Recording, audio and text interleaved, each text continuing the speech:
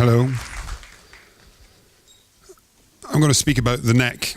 I'm going to share with you some images of different necks in close-up. I'm going to speak about necks in various states of completeness, and I'm going to end by shouting at you all repeatedly. The neck is the part of the body that is both a site of intimacy and vulnerability. It's that space that you lean into with lust and love to kiss, and when kissed, makes you crazy. And crazier still, it's where you kind of reach for and wring your hands around when you want to murder. But taken in isolation, it's like ambient music, you know, it's kind of hard to know where its edges are. It's like the back of the knee, it's got nothing really to differentiate it from anything else. But where it makes sense is where it's between something, where it's between the head and the shoulders. This is Miracle Mike. 1945, his head was chopped off with an axe, and miraculously he stood up. He tried to crow, he tried to preen, he tried to peck, but aimlessly, of course, because he was headless.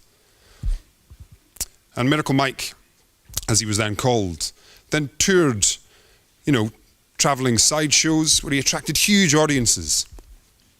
He later died in a motel room, drowned in his own mucus because its keepers had forgotten the syringe to withdraw the pus and goo that collected around the wound in his neck.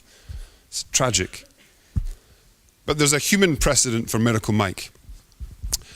Bishop Patrick in Ireland in 1074 talks about a man who's headless, lived for 7 years, went around begging with open throat, kind of. And but there's a history that stretches even further back of martyrs, headless martyrs.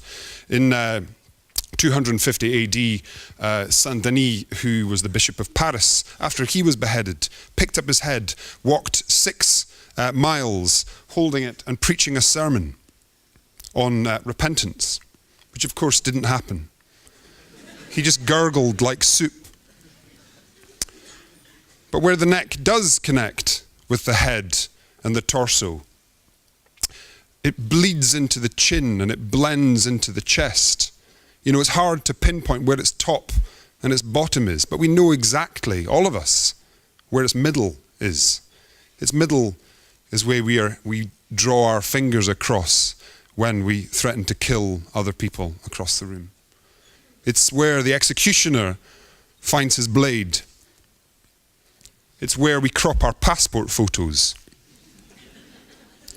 The historian Daniel Arras talked about the guillotine as a portrait machine, which is a really, really good,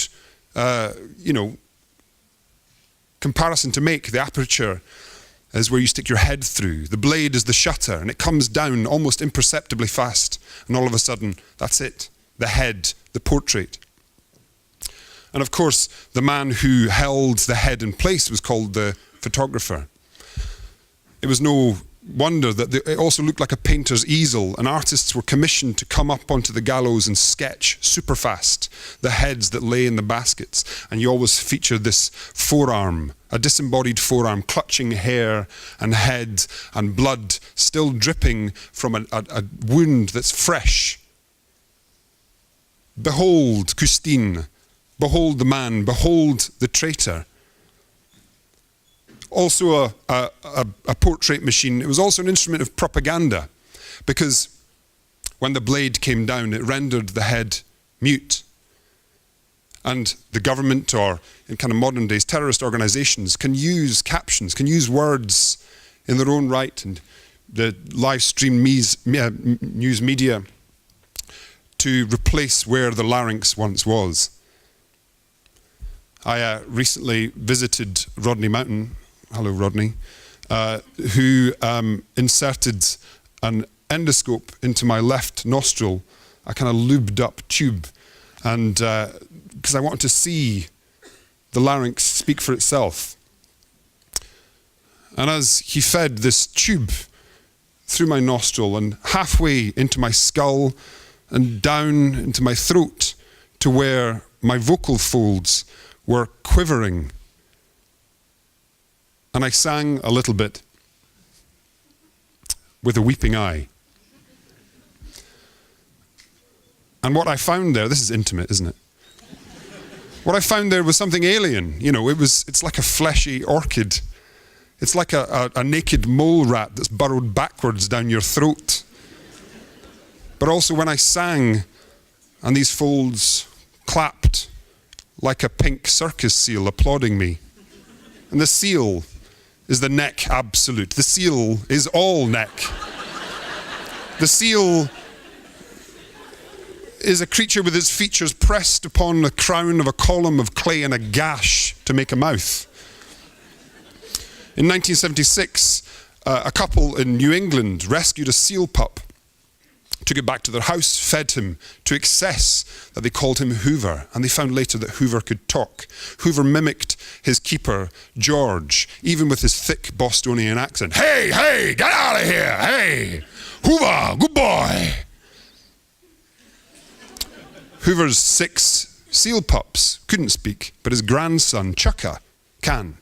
You can download a ringtone of Chucka saying, hey, hey, so that every time your phone rings, you hear a seal captured in your phone, which is an echo of its grandfather, which is an echo of its keeper, which is, like all of us, an echo of our mothers and fathers, all captured within this phone, a neck within a phone, shouting, hey, hey, get out of here, hooah, hey, get out of here, hey.